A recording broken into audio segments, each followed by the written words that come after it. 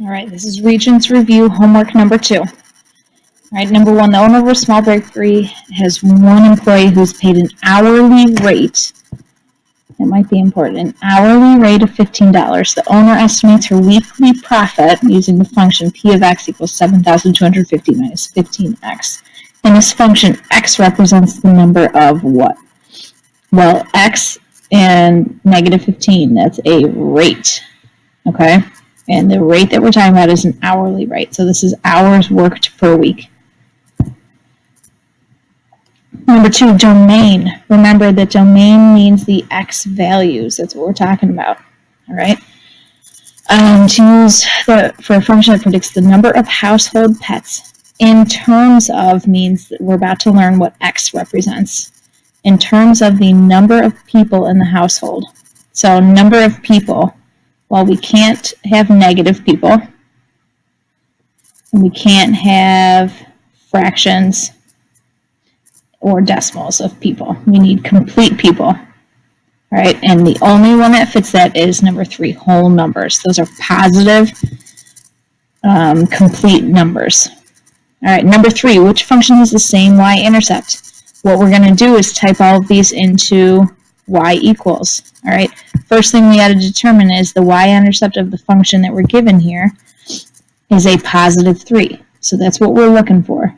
All right, well, we're looking in the table.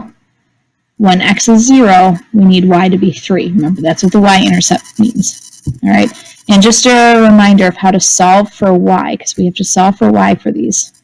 Okay, I'm going to zoom in on number 3.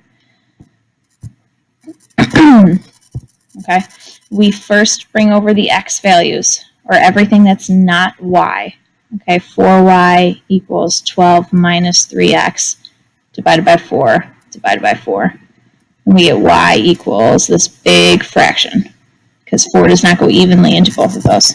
Okay, now we're going to type all 3 of these in, and we're going to find which one of these gives me a y-intercept of 3. All right, I've already done that. There they are. And I'm going to look at the table and find out which one has a y-intercept of 3.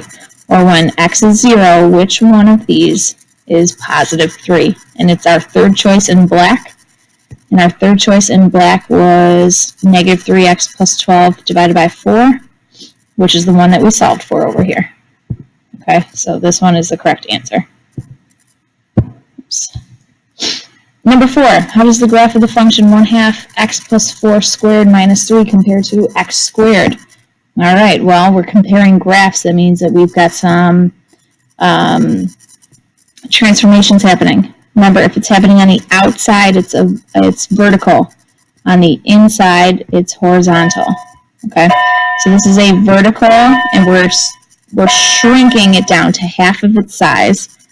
So it's a vertical shrink, which makes something fat. All right, and minus 3 on the outside means that we are going down 3 units. All right, the other thing that we got to talk about is this plus 4 on the inside. It does the opposite of what we think and actually goes to the left 4. All right, and we're going to find the answer choice that matches that, and it is choice number 3. All right, number 5, we need to solve for W. It says the value of W. Okay, so I've started that here. Okay, we are going to, oops, what am I doing here? We are going to solve for W. Okay, we're solving for this one. And we are going to divide by all of these things. Okay, first thing we're going to do is divide by LH. So those get canceled out. Remember, what we do to one side, we have to do the other. So we have V over LH equals 1/3 W. Now remember, to get rid of this 1/3, we're going to multiply by 3 over 1 on both sides. All right, that cancels all those out. And we're left with W equals 3V over LH. All right, and that is choice number 3. Number 6, the difference between 5.6 and square root of 4, rational or irrational? All right, well, what does difference mean? Difference means to subtract. So we need to do 5.6 minus the square root of 4, And then we got to decide if it is rational or not. So we'll see if we can put it into a fraction. So we do 5.6 minus the square root of 4. You press enter first, and then math frac. And it comes back as a fraction, 18/5, so it is in fact rational. So that's a typo there. It should say difference. State whether Alex is correct. He is incorrect. The difference is rational because it can be made into a fractional.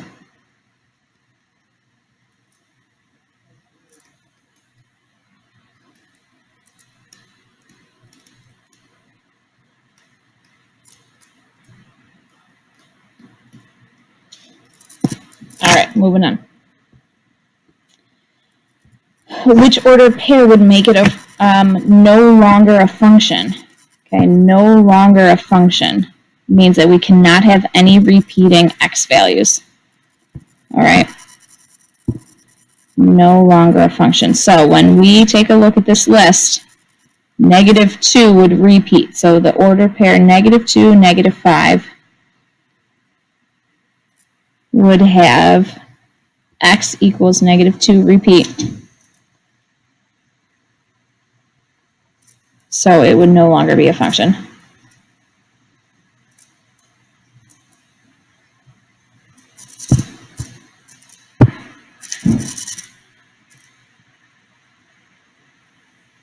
Okay. All right, guys, we have a mistake in my first video for this one.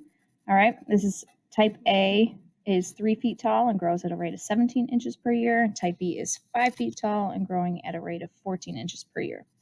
Algebraically determine exactly how many years it will take for these trees to be the same height. All right, now to be the same height, that means they need to be equal. But now we need to write an equation for each of these.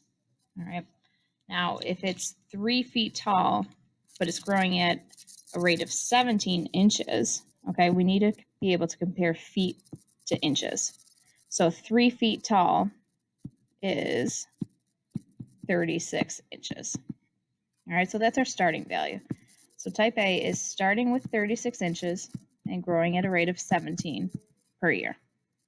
Type B is 5 feet tall, which is 5 times 12 is 60. All right, so we have 60 inches for this one and growing a rate at 14 per year. All right, and again, same height, so they need to be equal. Now what this means is we have to actually solve it algebraically by setting up the equations and moving all the x's to one side. So I'm going to subtract 14x on both sides. All right, that cancels out on this side, and we're left with just 60. And we still have 36 here. And then 17 minus 14 is a positive 3x. Now I've got x's here, so I need to move my constant terms, subtracting 36 on both sides. And I have 3x is equal to, and then 60 minus 36 is 24. Now I still don't have that quite yet, so we are going to divide both sides by 3. And we find that x is 8. Okay, now, but what are we talking about? 8 years for these to be the same height. Now we're talking about heart rate, and it asks us to do the correlation coefficient, or what R equals. All right, so that's when we want to go to stat edit and type in our lists. All right, so before we do that, though, we need to make sure that we're in stat diagnostics and that stat diagnostics is turned on. So I'm going to scroll, to stat diagnostics, turn it on. Good, and then when I go into stat edit, I should have my list there. I do. Stat calc, and we're doing number 8, linear regression, and calculate. And we're going to get R down at the bottom. R equals negative 0.999. All right. That's a typo here too, because if we were to round it to the nearest hundredth, we would get negative 1.00. And explain what the correlation coefficient suggests in the context of this problem. So we have to say that there is a blank correlation between blank and blank. And there's a strong negative correlation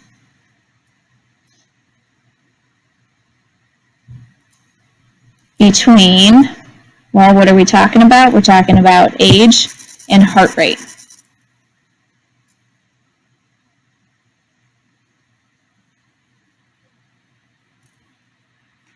All right, and that's our review homework number 2. Make sure you do this, or if you watched the video, pause it and redo some problems so that you can make sure you're good for the quiz on Friday.